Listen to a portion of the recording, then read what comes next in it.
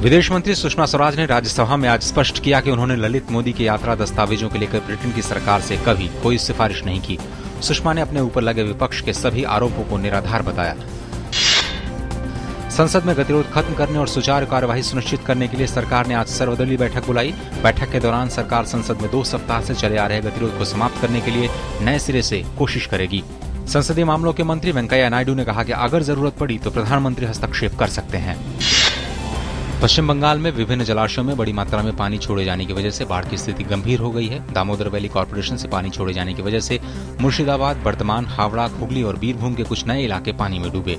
चक्रवाती तूफान कोमेन के प्रभाव से झारखंड के 12 जिलों में पिछले 3 दिनों से लगातार बारिश हो रही है। राज्य की सभी प्रमुख नदियां खतरे के निशान से ऊपर। गुजरात के बाढ़ प्रभावित बनासकांठा, पाटन और महसाणा में राहत और बचाव कार्यों के बाद बाढ़ की स्थिति में काफी सुधार हुआ है। बाढ़ प्रभावित जिलों में सामान्य स्थिति स्थापित करने के लिए राज्य सरकार ने विशेष अनुदान की घोषणा की है। बाढ़ प्रभावित 90% से ज्यादा क्षेत्रों में बिजली और पानी की आपूर्ति बहाल। बिहार विधानसभा का मानसून सत्र आज से शुरू। सत्र में 5 बैठकें होंगी और ये शुक्रवार तक चलेगा। विधानसभा चुनाव के पहले ये अंतिम सत्र होगा। कोर्ट के निर्देश के बाद अयोग्य ठहराए गए जनता दल यूनाइटेड 8 बागी विधायक भी इस सत्र में हिस्सा लेंगे। वहीं महिला सुरक्षा के मुद्दे पर दिल्ली विधानसभा का 1 दिन विशेष सत्र आज। भारत और बांग्लादेश के सीमा रक्षक बलों के बीच महानिदेशक स्तर की वार्षिक वार्ता आज नई दिल्ली में शुरू। बॉर्डर गार्ड बांग्लादेश का 22 सदस्यों का शिष्टमंडल सीमा सुरक्षा बल के अधिकारियों के साथ 4 दिनों तक सीमा मुद्दे पर वार्ता करेगा। ऐतिहासिक सीमा समझौता लागू होने के बाद बांग्लादेश के दल का ये पहला आधिकारिक दौरा। आज सावन का पहला सोमवार है। देश भर में सावन मास के दौरान शिवालयों में विशेष आराधना की जा रही है। महाकाल की नगरी उज्जैन में महीने भर लाखों की तादाद में आने वाले श्रद्धालुओं को देखते हुए मंदिर प्रबंधन और शासन ने विशेष प्रबंध किए हैं। उज्जैन के महाकाल में दर्शनों के लिए भारी संख्या में भक्तों की भीड़ उमड़ी।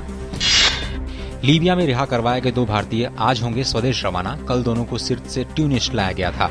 विदेश मंत्रालय ने उम्मीद जताई है कि बाकी 2 भारतीय भी जल्द ही रिहा हो पाएंगे। रिहा होने वाले भारतीयों के नाम लक्ष्मीकांत और विजय कुमार हैं। गौरतलब है कि लीबिया में 4 भारतीयों को अगवा कर लिया गया था। खाद्यान्नों के सुचारू भंडारण और वितरण के लिए सरकार ने भारतीय खाद्य निगम को खाद्य सब्सिडी के रूप में करीब 13,000 करोड़ रुपए जारी किए हैं। इस साल 31 मार्च तक निगम को करीब 55,000 करोड़ रुपए सब्सिडी बकाया थी। वर्ष 2015-16 में एफसीआई को मिलने वाली 1,18,000 करोड़ रुपए की अनुमानित सब्सिडी के सापेक्ष अब तक सिर्फ 97,000 करोड़ रुपए आवंटित किए गए हैं। ग्रीस में एथेंस शेयर बाजार 5 सप्ताह बंद रहने के बाद आज फिर से खुल रहा है। आर्थिक स्थिति सामान्य होने की दिशा में ग्रीस के शेयर बाजारों का खुलना एक नई पहल है।